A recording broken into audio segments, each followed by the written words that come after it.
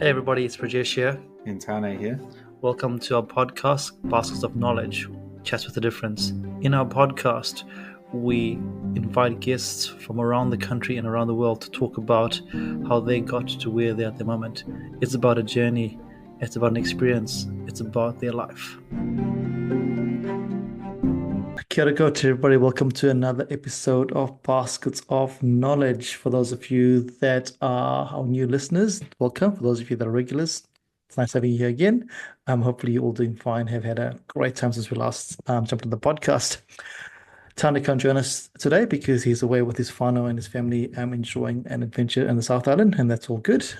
It's just you get me and you get our guests who I'll introduce in a bit.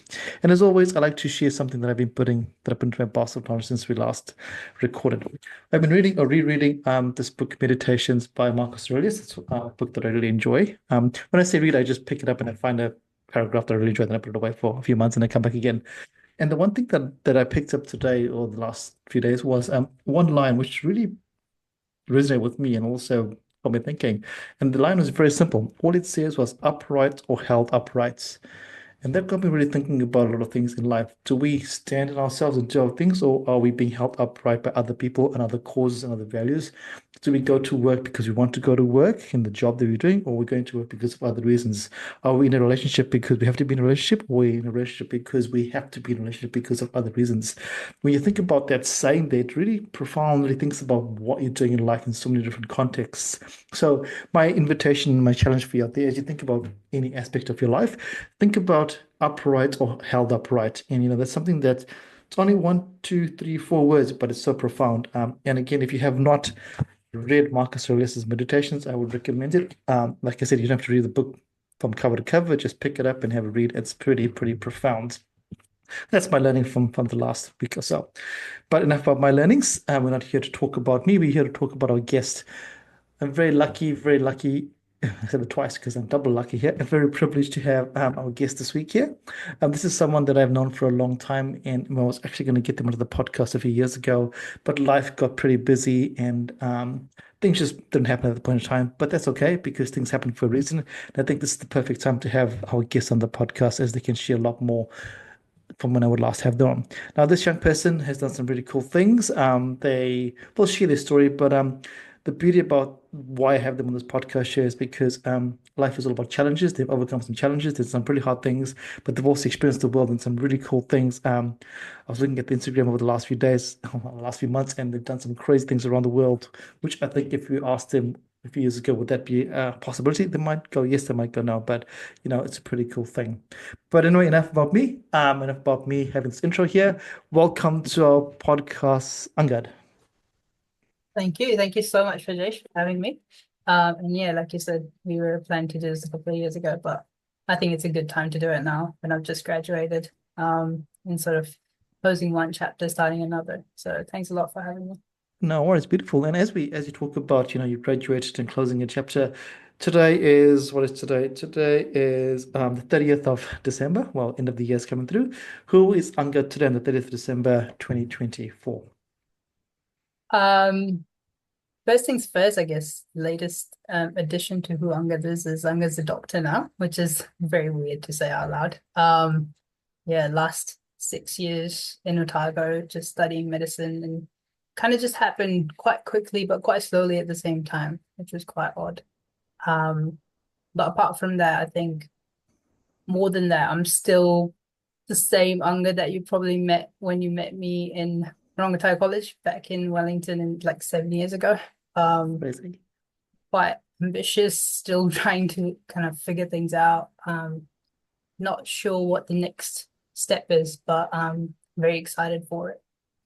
Awesome, and congratulations. The word doctor in front of your name is no mean feat, so well done on getting to that stage there. And when I saw you 7 years ago and you're thinking about, health site first year and med school maybe, or the options there. And if I sit you at that point in time here, Angad, I can tell you in 2024, you're going to be a doctor. What would you have said to me at that point in time? I would have been quite surprised actually. Like I remember having this conversation with you where I was kind of torn between do I study mathematics, engineering, or do I go down the track of medicine? And obviously, health science first is quite a popular way to go for a lot of students in New Zealand, whether that be Auckland or Otago. So it's yeah, I guess part of it was a conversation with you, that led me down this track. So thanks to you. And then part of it was also just, looking for challenges at that stage. So I would have been quite surprised, definitely. I would have been quite shocked that, oh, I'm going to be a doctor in 6 years. Yeah, quite unbelievable. Yeah, and it's important to raise that because at that point in time, many young people have the same question that you have. When you're in school, you enjoy the sciences, therefore it's either in the health sector or in engineering. This is it. This is what the world says to you. And you're like, how do I choose at this point in time? And I remember we had lots of conversations about you answered about which way should we go. And there's no right or wrong way. There's just the way at that point in time. And when you made that decision at that point in time, did you feel like, all right, cool, I put that at risk, or when you came to like, oh, should I have done that there? Because I asked the question because it's not a black and white. It's just a what if, should I, what if, how's that for you? Yeah, no, very good question. If I take myself back to that point in time, um, I was quite happy with my decision. I was looking forward to studying whatever it was. Um, Part of me was quite sad as well to let go of like mathematics because I was doing well. I had good supports and like really well qualified like teachers around me who would have supported me, I guess, in that journey as well. And there's also, in a way, there were like more scholarship opportunities in, say, Canterbury and Otago as well, doing maths. So it was um, a decision. I never regretted it. I still don't regret it because, like as I'll probably tell you later, you know, it all sort of comes back in like parts merge. Um, but I was worried that what if this doesn't work out? Because I knew from the get-go I wanted to do medicine or none of the other streams that health Yeah. sci lead you to. So it was either medicine or I'll go into research because that's how I thought my brain worked at the time. And it probably still does at this point. So it was that or going into like research, looking at brain and things. Um, yeah. So yeah, I was scared, but I was excited. Yeah, and it's okay, and that's the normal thing. And I think what's important for people to realize is that it's okay to be scared, even when you make a decision. That life is we make a decision and we go, right, cool, what if? And it's okay to be scared, but to embrace that there. So you leave home, you leave Wellington, and what is your first year like? We're not going to go through the whole thing, but what is it like leaving home, living in a holiday residence, and in this crazy beast of a college that is health sci first year for you, if you can remember that? Yeah, no, I definitely remember that. I had a few friends from Rongotai who also talked to you, who also moved with me to Otago, doing different things. Not all doing health sci. But it was good to move with them. So I went to Arana College, and my best friend, my neighbor, still my neighbor, Ethan, he moved with me to Arana as well. So yeah, we hung out for a bit there, and then yeah, we slowly found our friends in Arana as well, our own little groups and people that you find from all over the world as you do. So that was super exciting. Leaving, I guess two parts to it. One was moving. So I've moved around quite a lot in my life. I was born in India. I've lived in Scotland. In India, I've moved a lot. Um, and it wasn't anything new to me, like the whole process of moving from one place to another. What was new was my parents not being there with me when I'm moving. So obviously missed my family a lot, my parents a lot when I moved. I'm sure they missed me a lot too, but they didn't they tried not to make me sad about it too much, and just let me enjoy. But they do tell me now how much they miss me when I went. So that's kind of cute. But definitely as it was easier to be excited and happy and trying to meet new people, having had that sort of experience of moving before. Awesome. Let's go back a little bit. So you just mentioned that growing up, you moved around quite a bit. So I guess that was as a young child, as a young person, that would have been both exciting, but also, opening up your world to so many different places. And I guess what is that like for you as a young person taking all these new experiences? Yeah. Um, it's a mixed bag, as you'd probably expect. Yeah, I would like on a very personal level, I would move and I'd be quite happy to meet new people. I always like meeting new people. Um, but then also you'd lose a like group of friends as you move to the next stage. And like sometimes I remember telling my parents or my mom that, oh, I just made these friends though. Like what? It's only been a year or two and like we're going again. Okay. And but I was never like upset about it. Never took it as anything to be like sad about. But yeah, at times I did definitely like reminisce over like some friends that I've had to say bye to. But the good thing is I guess social media, I'm like still connected to some of them yeah, from all over the world. So I guess not a bad time to be moving around when you have all this social media around. yeah. That's so true. And what is it like when you move to Rongotai? So before you went Rongotai, where did you move from? So I was in well, I was in India for a little bit, like a few Yeah. months, Yes. just intermittently. I was in Scotland before that. So we were going to move from Scotland to New Zealand, but intermittently we went to India for a bit to sort out our visa and stuff, and then um, finally made the move. So it's quite interesting. If you ask any of my friends when I was young in India that what kind of person I was, they'd be like loud and very extroverted and outgoing. And then if you were to ask any of my Scotland friends, they'd probably say he's very quiet and Yeah. like quiet and calm. Which I think is more of a reflection of what the environment for me was Yeah. like. Because it was like a big shift going from India to Scotland.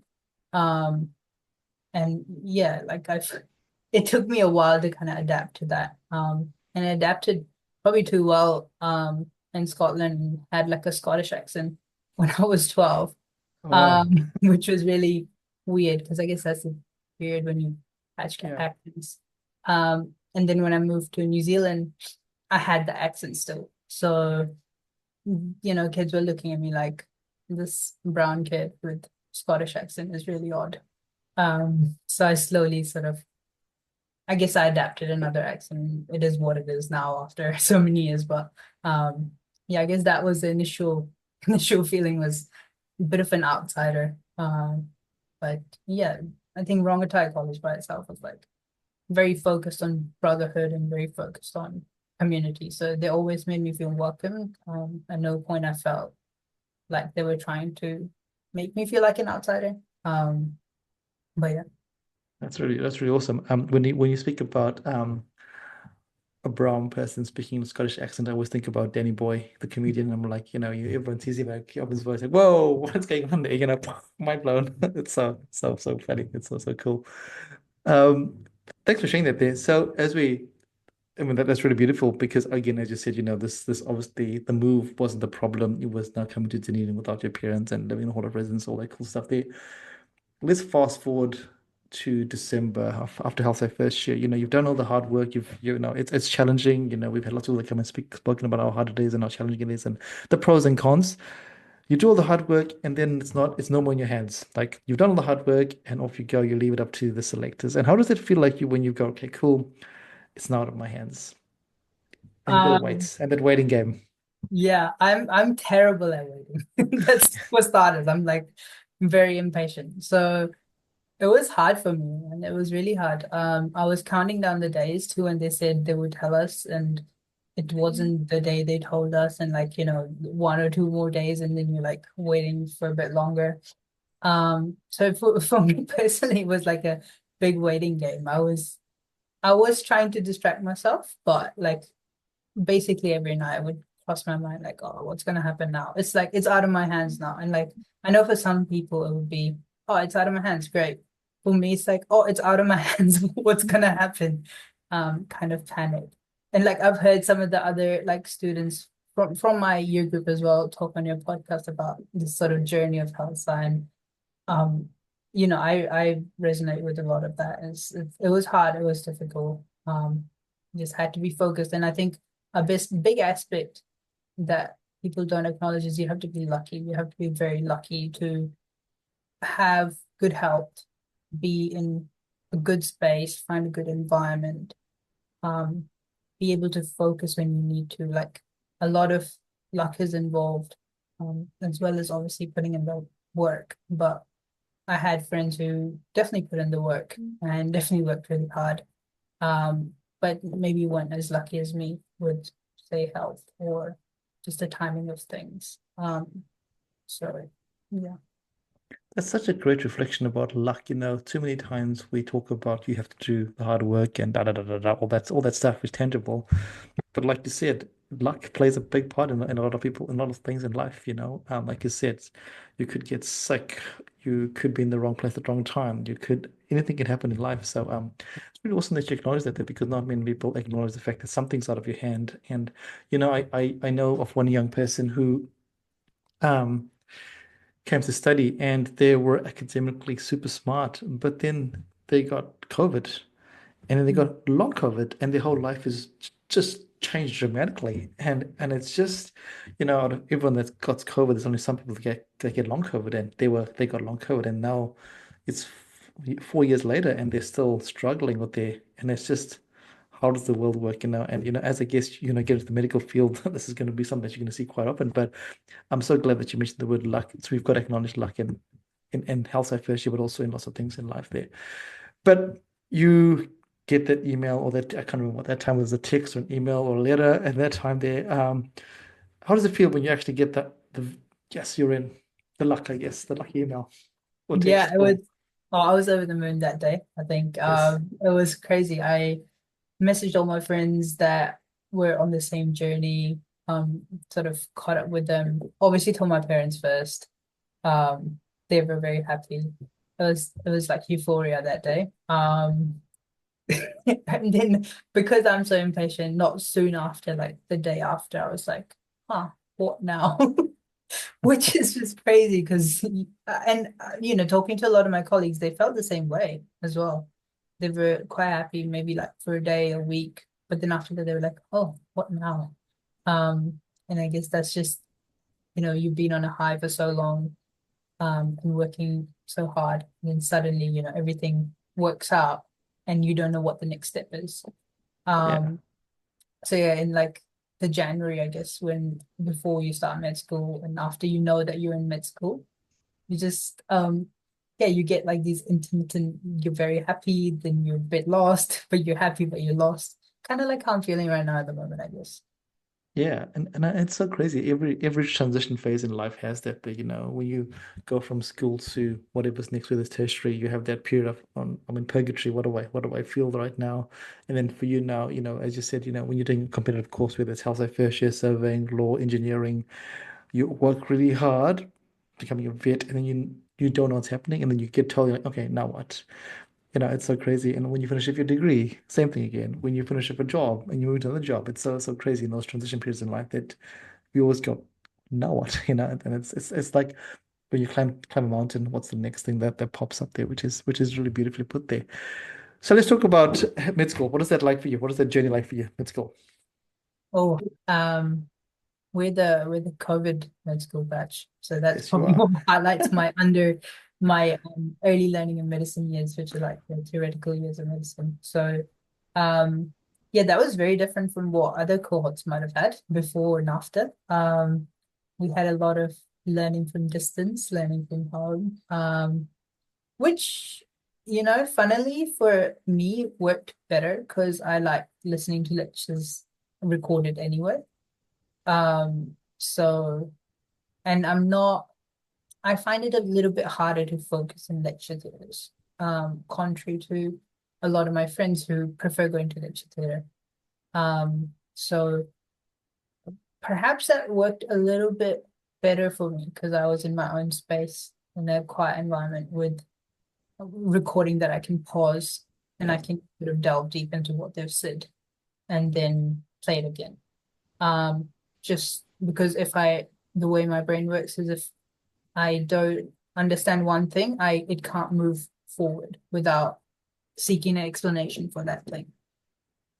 So I think that probably describes most of my theoretical years of medicine is, you know, it worked out for me, but there were challenges of, not having enough social interaction, being in Dunedin, which is a social space, but not being able to sort of make the most of it at times as well. Um, but yeah, and of course, difficult. It's just a lot of content, it's Yeah, just heaps and heaps of just information that is very different from health side, where you have a set amount of information and you just need to know it well, versus medicine, where there's so much information you cannot know all of it as well. yeah, Um, and that's harder for me because I want to know like each thing to detail so I can remember it. But I just had to come to terms with the fact that there's just that you too, can't. Yeah, yeah. yeah.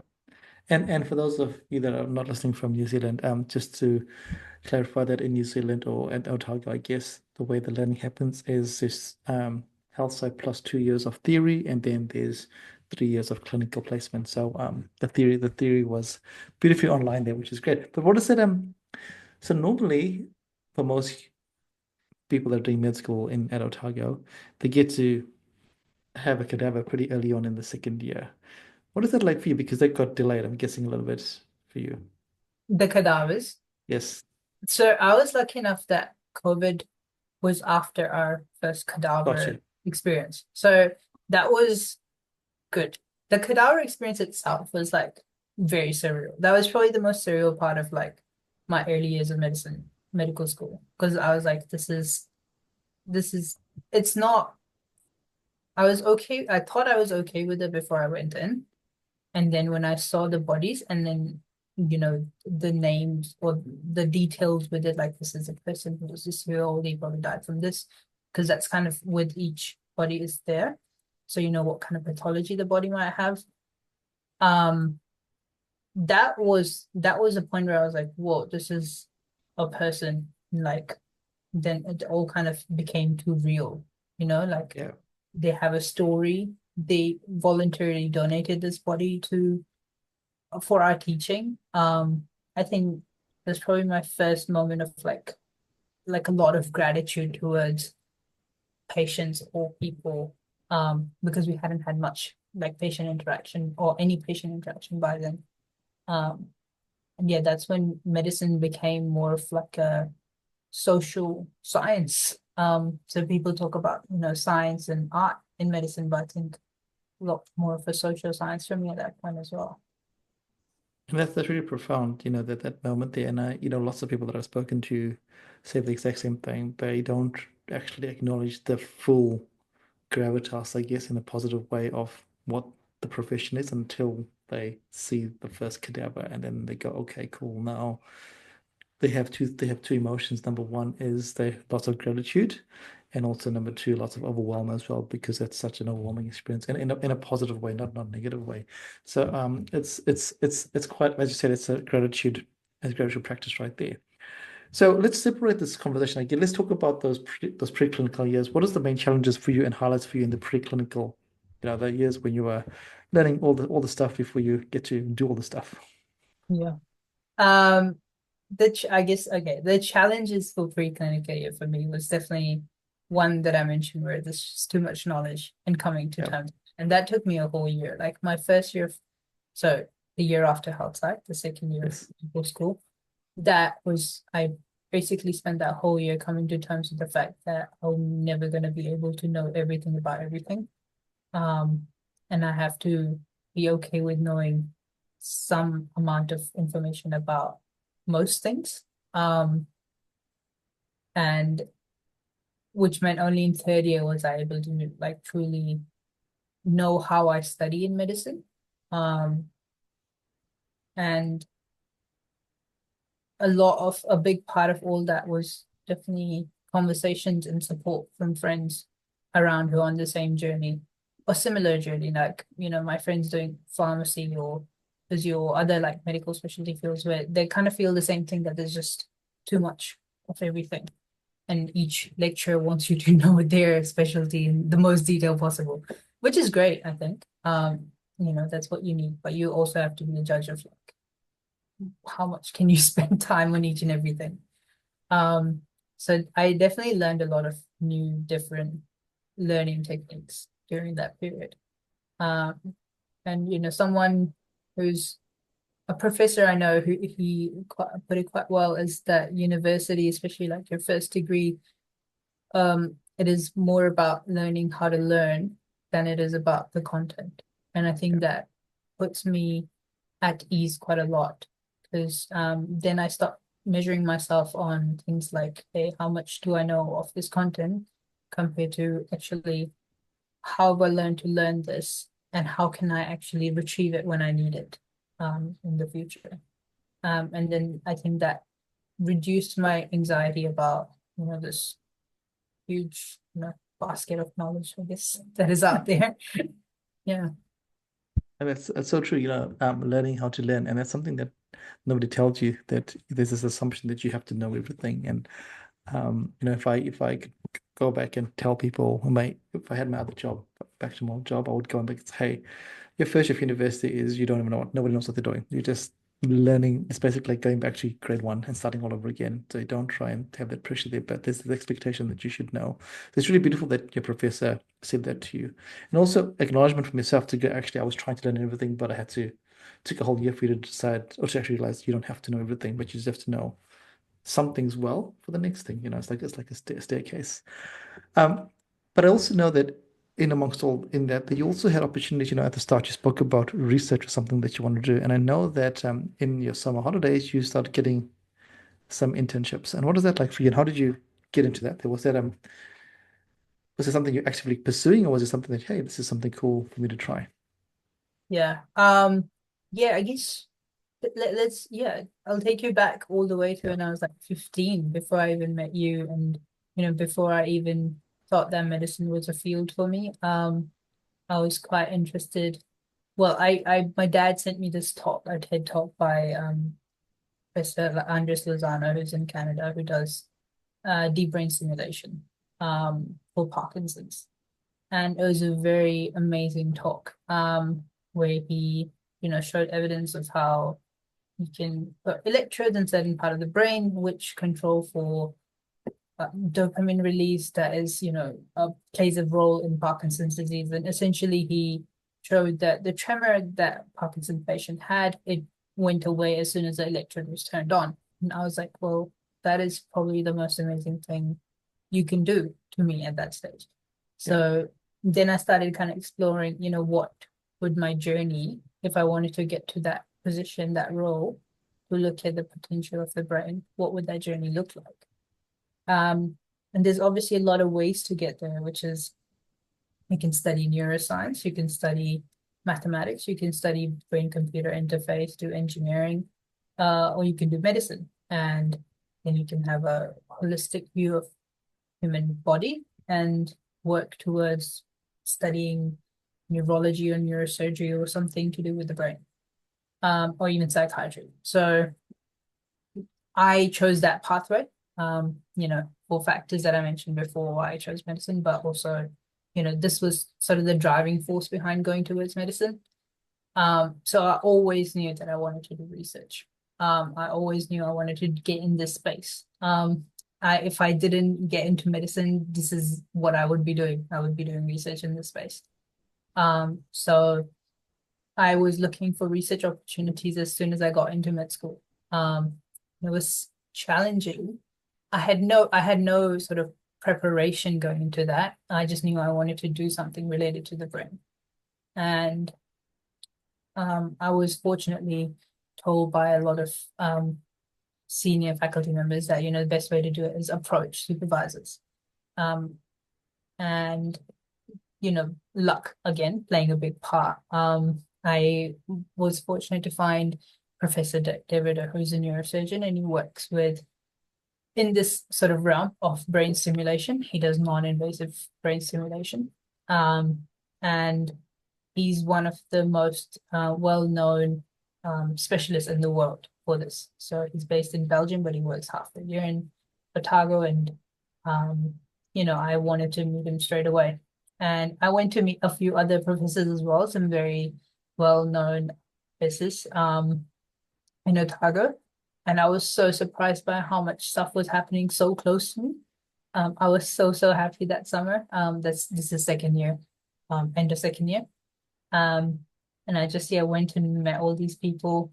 Some were doing lab-based research, which I couldn't like. I found myself finding that difficult to do, especially animal-based model research. So I was obviously steering more towards this non-invasive brain stimulation research. And that's what I did. So I met people from his lab, Dr. Divya Adya and um, Professor Dirk. And we came up with a project looking at Alzheimer's disease, because cognition and Alzheimer's was sort of my interest, still is. And um, I think it worked out fairly smoothly. You expect your challenges, like going into it, you learn a lot of stuff, how the research world works and what the difficulties are, what you have to prepare to pitch your project and get like scholarships and things. Otherwise, you're missing out on working over summer and not getting money. So, all those things. But I think it was good support from everyone around me um, to get that. Now, also, like, I guess a full circle moment there. As a 15-year-old, when your dad sends you a clip like that there, which is interesting. That's our dad says that for a 15-year-old, but also the fact that, you managed to, yes, you're in med school and all that kind of stuff there, but the fascination with the brain still got you into that space there, so it's really, really, really cool there because, what it highlights to me is that just because you're doing one thing, it doesn't mean you've got to stop doing the other thing, which, which is a lot of people, we just go, we go, you are either A or B, you can't be A and B, which is pretty crazy, the way the world works. So that was that there. And then how was clinical year? So, for those of you that are listening from out of New Zealand or know nothing about how it works in at Otago University, is students have a choice of staying in Dunedin, going to Wellington, or going to Christchurch for their clinical years. And I guess obviously because you're from Wellington, you were like, was it like I want to go home, or was it more like, or should I go home? Yeah, no, I definitely thought about it. So I had a close circle of friends as well. One was like is like a brother to me, and Amar, and he and I sort of flatted together with a couple other close mates, and we were just deciding, where do we go, what do we do, and options were like as you mentioned, Christchurch, Wellington, and Dunedin. We knew that we didn't want to go to Dunedin, um, for two reasons. One is I guess the class is small. So it's 90 instead of like 105 in the other two campuses. So if there are more people interested in that place, you're more likely to get put in another place. So it's like kind of a technical like game you're playing with the system where you want to get the best like chance of Yeah. being with your friends, but also, not try and be split. So then Christchurch is a super popular campus. It was oversaturated, so we were like, okay, maybe not. And Wellington was home, so that was a big part of it. My parents are here. We've fortunately got like a house close to the hospital, so it's convenient. And yeah, I quite enjoy staying with my parents as well because you get food and love in here. So we decided that we'll go for Wellington. And fortunately, there's like, space at home for my friend to stay as well. So we've got just stayed Awesome. in my home, like brothers, and it's been really good. So it was a lot of technical game being played there, but then also family obviously. For me, it definitely brought me back to Raleigh. It's so funny you mentioned that we go, yeah, it's home is where I want to go to, but at the end of the day, again, you're playing a game. It's like playing chess. You're trying to play this game here with things out of your control, and it's every year people have this crazy conundrum of how to choose and what to choose, and so it's really awesome that you got to go home and you got to experience living at home, being close to the hospital, and all those things which are non-tangible, which are beautiful. And I guess if we look at your three clinical years, I know we could talk on each one, but just your three clinical years, what is your highlights for your three clinical years, or some of your highlights?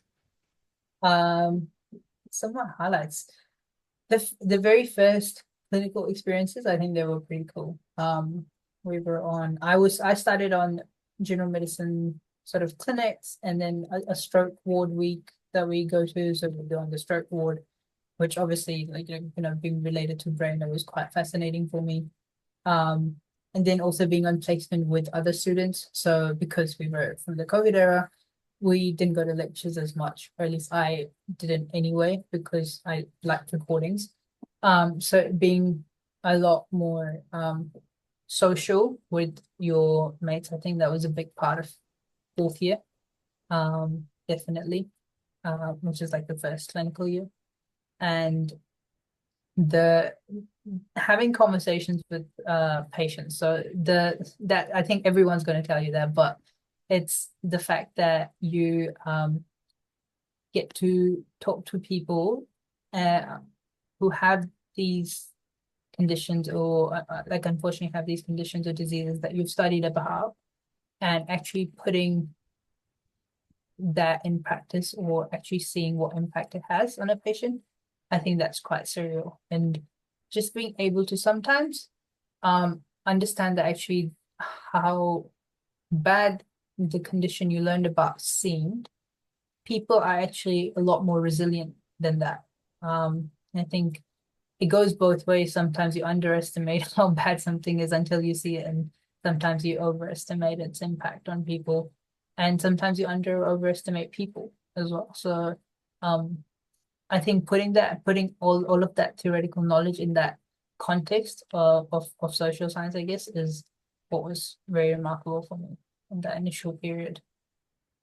And that's also crazy, it's I think it's like in anything in life, it's when you learn the theory, but putting to practice, it's a whole different ball game. But in your specific field or in the healthcare, it's theory, but now you have a human component. And you can learn stuff in theory, but the human factor is something that you can't learn from a textbook. It's something that you pick up, and every person that walks into your room, or you walk into anyone's room, it's a whole different set of everything, from everything. And it's really interesting because as I've been listening to a lot more holistic learning about, the healthcare sector, and there's a big bit of a shift now towards looking at the holisticness as opposed to just the process-driven, healthcare system that we have. But that's another story for another day, and how that can actually work in the Western world, I guess. And I say the Western world because I know in different parts of the world it's a little bit different. And I'll give you some context. My mother's a doctor, and when she sees the patient can be in the room for like maybe 5 minutes or 50 minutes. It's not a 50-minute slot time slot, see you later, the PHOs are, it's just like, it's so different in different parts of the world. And, and I think in lots of developing countries, it's more holistic. Well, it's my perception. I could be totally wrong, because people know it's more about the relationship building stuff. But that could be my perception. I could be totally wrong No, there. I think I agree with you, and I feel like obviously I can't speak of what's happened before me, what's happening after me, but throughout medical school, there's been a lot more focus on holistic learning as Yeah. well in Otago, I think. Um, and that's been quite fascinating because that's not something I was expecting at all before going into medical school. But it was very pleasing to see that there's a whole lot of focus on everything apart from the disease as well. And it definitely for sure made all of us in our cohort, including myself, just better people and better, uh, hopefully better health practitioners.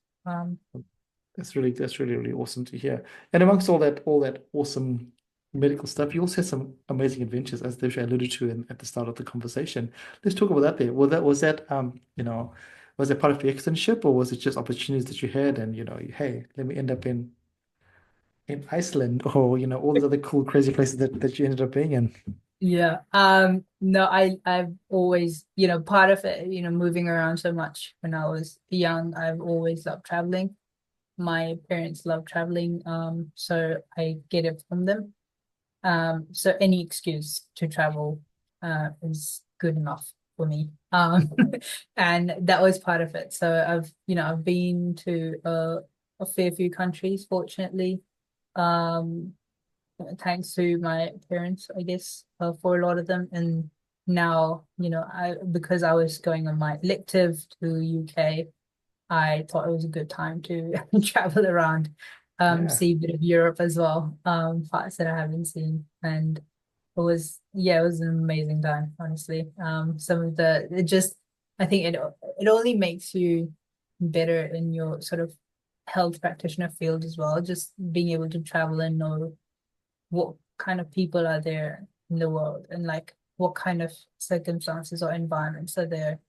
Um, and yeah, there's things that you'd never see in some places. So yeah, any excuse to travel.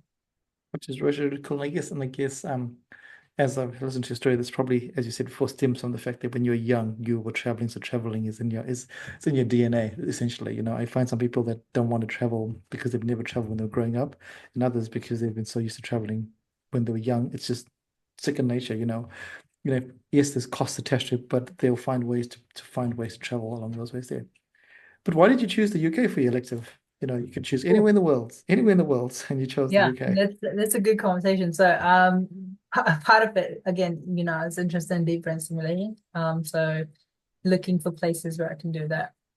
There's not much happening in New Zealand. We do about 20 cases in Auckland in a year. So, obviously a 6 week period wouldn't. I'd be lucky to see one. Australia is a good place, but also not as frequent as you would want in a 6 week elective period. So realistically, options were Canada, America, UK, or Europe. But if med school doesn't like you going to places where English is not the first language, which is fair, I think. So Europe was out of the picture there.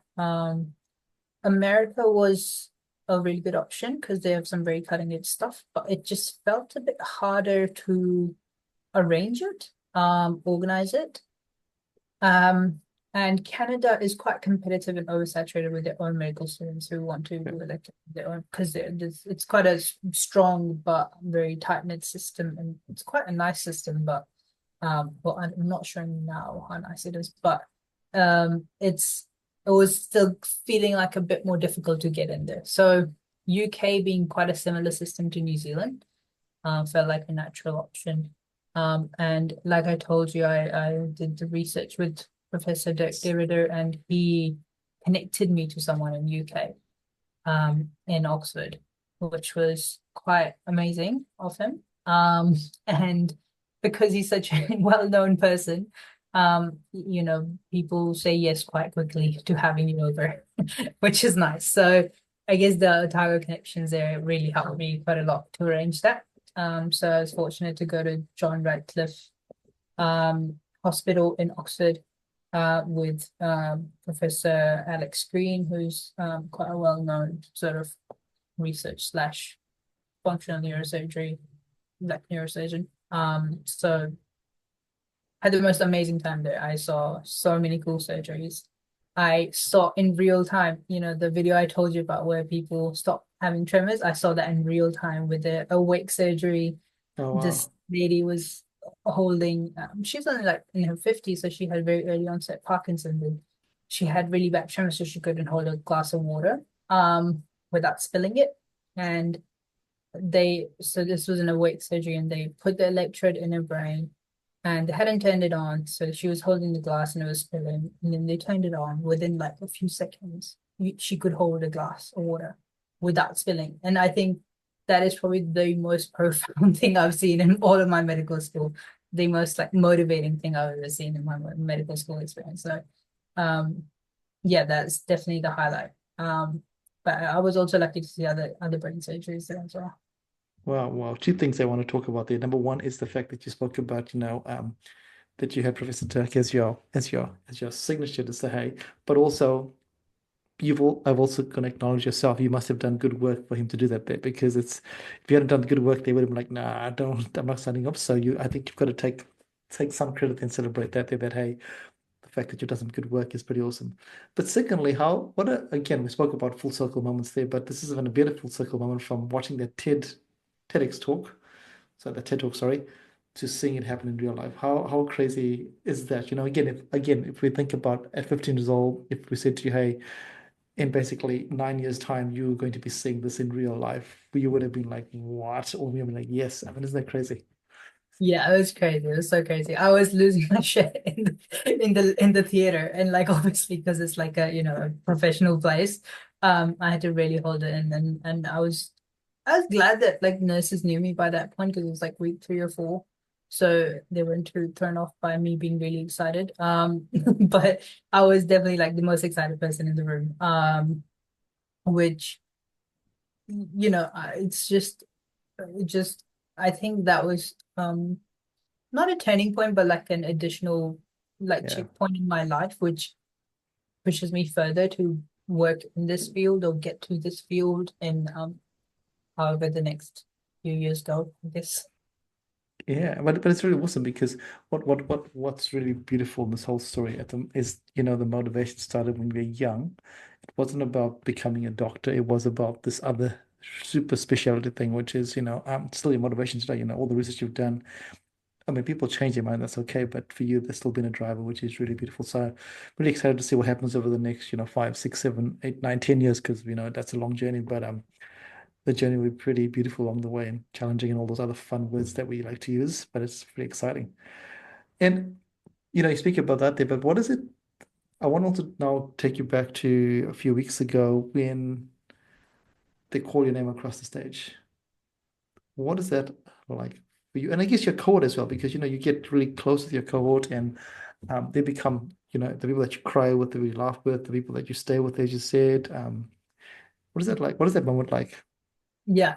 Um, it's so interesting. So for me personally, I wasn't so excited about the prospect of graduation when I was reaching like end of 6th year, right? So Yeah. when I was in my elective, I was like, okay, cool, graduation will happen, it will be fun. We'll have fun. I'll meet some friends, say hi. Um, and then on the day, I was like, oh, I was actually understanding like the gravity of the situation and like, oh, I just realized like what's happening. Like this chapter's done and I'll be moving on to working and stuff soon. So it was a very on the day sort of reflection for me. Um, and like you said, my most of my friends are from the same cohort. So it was for me, it was like even more exciting to hear their name being said out loud and like cheering for them. And for me, like personally, it just happened so quickly. I was like, fuck. It just, it was one at one stage I was sitting on my chair, and then next stage I just like walked and came back and sat in the chair. Like it Yeah. happened too quickly. I had to like watch the video recordings of my parents to actually be like, oh, cool. That's what I was doing when that happened. But it was the more explicit like part of the day that I remember is like my friends kind of walking across the stage, like my partner who I met through medical school. Yeah. She's also in the same cohort. So all of that, just was just perfect. Like our families were there. My friend who's like my brother, his family's from Singapore, so they came over and it was just like the best day. We wish that there was like 2 more days of all of that celebration together. It was quite amazing. And on a different note, what is it like being featured on the Otago website with your crazy awesome picture? It was such a nice picture. It was like early morning, not early morning, no, it's like 9 o'clock. It's early for me nowadays because I have, holidays. We just decided to get our whole like regalia and stuff on the day. Because I landed the night before. And we were like, oh, we should probably take some pictures because it's gonna rain later. And they say like, don't get your clothes wet and stuff. So we just went in the morning and we were just posing. We were doing some really silly poses. And this Otago like camera person, she just like walked past. And then she just stood there and like started smiling at us. And we were like, yeah, like cool. I guess you're enjoying us being silly. And then she like interrupted and she was like, can I take a photo of you guys? So we just stood there. And she was like, no, no, no, I want you to do the thing you were doing before. So I was like, okay, sure, we'll try it. And we weren't really expecting it to like be on the socials and stuff. I thought it was just like, I don't know, they'll just take some photos and show it somewhere. but yeah, it was nice. It was a really nice photo. I like emailed them afterwards, be like, can I have that photo? I'll probably get a frame. It's a great photo. It's such a great Yeah. photo. When I saw it, I was like, wow, what a great photo. But also it captured so much. Like it's captured so much and it's really, really a beautiful photo. So well captured by the photographer and also awesome work doing that there for you. Angad, what happens now? So, you spoke, you're on holiday, you've graduated. Next week, the world changes for you just a little bit. Mhm. Yeah, the world changes just a little bit. So start eating money, which is good. Yeah, After great. Yeah. a long wait, start eating away on that student loan, slowly and steadily. But that's least of the concerns. I think the most important thing is a little bit of anxiety going into it, feeling a bit nervous about even things that are, well, technically simple, but they're not, like prescribing like paracetamol and stuff. You hear a lot of new grads saying that, but you just seem to forget stuff in the moment as soon as you are starting the job. So I think the first 2 weeks of working will be quite important for me to just find my footing and um, understand my role in the team, and just be able to do like regular jobs and things. So definitely feeling anxious about it. Yeah, I can appreciate that because as you said before, it's for the last 6 years you've been a student in the world and you're learning and you make a mistake, people understand it, but now it's a little bit different. And yeah, but I'm sure you'll be fantastic, and you learn along the way and have some amazing supportive team members there as well. So really looking forward to hearing how that goes for you and all the best from us about from next week, I guess. And so enjoy earning money, but also enjoy those long hours and all that other fun stuff that comes Yeah, yeah. with I'm what you actually do. I'm looking forward to it, it's part of the challenge, and I think Yeah, it's better to embrace the challenge than to be worried about it from the get-go. 100%. So I'm definitely excited for even the long hours for now. Oh, beautiful. And it's there's only been one person that I've known, and I've known a lot of people that has complained about the long hours. No one else. I mean, the media hypes it up quite a bit, but when I actually talk to people, there's only been one that I've known in the whole time that actively complains about it. People say, okay, whatever, but they don't, they just get on with it. This is what I've got to do. It's like this is Mm, part of the cycle. yeah, So as you said before, it's just the challenge, yeah. embrace it, and then, That's not comfort. say, yeah, Yeah, that's comforting because you hear a lot of things, but yeah, again, I guess going back to the thing, like people are more resilient than you'd yeah, expect, and especially if you're doing what you like, I think you can spend a lot more time easily compared to if it's something you're not enjoying, which will totally. also be part of it, is figuring out if Yeah. I'm how much I'm loving it. Um, Yeah. yeah, And you can't love everything 100%. Some things are 80%, but that's okay. Or 90% or 50% or whatever, that's okay. That's yeah, okay. That's okay. Uncle, we've been talking for an hour. The time has just flown. It's just ridiculous. And, the flow has been really beautiful. And I could keep talking to you, but in the interest of time and also because I value your time and you're away to do some pretty cool things over New Year's. I have one last question for you. Our podcast is called Baskets of Knowledge, and every week we invite our guests to share a piece of knowledge to put into our baskets. You've shared so much in this whole conversation, but is there any particular piece of knowledge, either from being in med school, being a young person, with your travels, in other parts of your life that we haven't really touched, that is that is something you put into the basket of knowledge for myself, for Tane, for our listeners, and for anyone out there, I guess. yeah. There's quite a few things that I've learned that I can think of. We'll give you three. We'll give you three. Oh, three. I'll I'll take give that. I'll give you three I'll take today. that. Come on. I think I've got two or three. So that are Okay, cool. really, really good. Top of the list. One is to take opportunities. Is to actively seek opportunities. And example of that is Otago offers this really nice Otago Leadership Award. Um, and I was fortunate to find out about it in time and sort of did it in my fourth and fifth year. And that changed a lot of things about me as a person, um, outside of medicine. I started seeing opportunities where I didn't think there were opportunities before. I started putting my hand up for things that would probably hesitate for before. And it just made me a lot more proactive in seeking leadership roles, but also volunteer roles. And I think that filled my basket, I guess, just Yeah. general basket in life. So just to take opportunities in whatever way they come. And then the second thing is probably this is from my parents, but um, it's to acknowledge that like no amount of knowledge you gain will ever go wasted. So if you're investing time in studying anything, and it could be vastly unrelated to what you want to do in the future, just know that it will never go wasted. You've either learned how to learn yourself, you've either learned something that will, fit into the puzzle later, like 5 years down the track, but it will always pay off. So never consider any time that you've spent learning or studying or listening to others as time that is being wasted or, taken away from you. I think it's like the best utilization of your time. Um, and I guess those are probably two most important things for me that carried me through, or things that I've learned. And then probably the final thing, if we were to fill three things, is to like, it's a common saying, but like stand on the shoulder of giants. So approach people who seem unapproachable because they're usually more approachable than you'd think.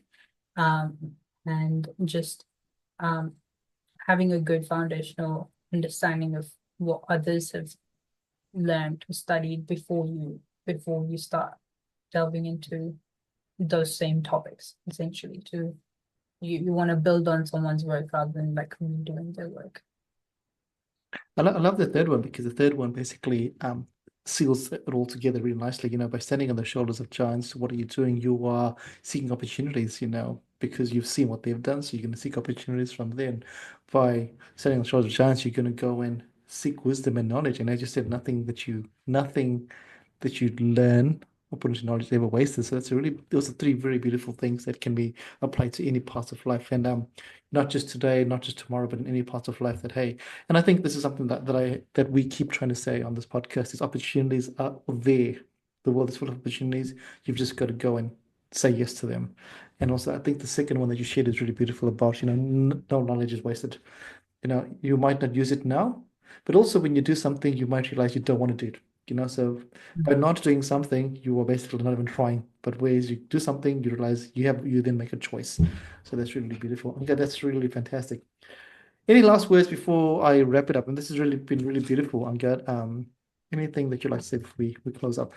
No, just big thanks to you. Appreciate you coming to Wrong Tie 7 years ago. And spreading the word of what is possible. I think a lot of us don't at that stage don't know what is possible. And I think you played a big part. Like I had a conversation with you and I came back home and I talked to my parents about talking to you and I met this really nice dude and he told me about did we can do this, we can apply for this, we can, go this way or that way. And I think um it's it's uh, it's quite undervalued still as people who actually guide you through life. And I've been quite fortunate to have people around me who've guided me through life. So thanks for playing your part and thanks for being part of my journey as well. No worries. It's my privilege. And people think that I forget these times when I met them, but I still remember meeting you. I still remember the conversation. I still remember the picture that we took. I still remember Miss Salmon, Sarah Salmon, talking about you and pulling you aside and saying, "This is the person you got to talk to." I remember all those conversations. So, it's really a privilege to be part of that journey there. So I'm really excited to see what happens next for you. And it's been really awesome for me watching you from afar, doing all your pretty cool things. So thank you so much for allowing me to be part of your life, even now, even though from a distance. Thank you for today. I've learned so much about you as a human being, but also all the drivers that you have, and also the challenges, but also the wins you've had in the last, not even 6 years since the age of 15, I guess, which has been really cool. So thank you for sharing your time. Thank you for sharing your knowledge, and thank you for sharing your words today. It's really, really beautiful. And then, like I said before, this is for the right time. If I asked if we jumped on maybe 3 years ago, I don't think we'd have this depth of conversation. So really, Yeah, really beautiful. definitely. To our listeners out there, hopefully you found this conversation really useful or interesting. If you haven't learned anything today, go back and listen again because you weren't listening properly. And as always, please feel free to like, comment, and share this podcast episode with anyone that you think would find this useful in their life. Till next time, don't forget to keep smiling. Don't forget to find something to make you happy. But most important of all, don't forget to put something into your basket of knowledge. Till next time, bye everybody. Peace.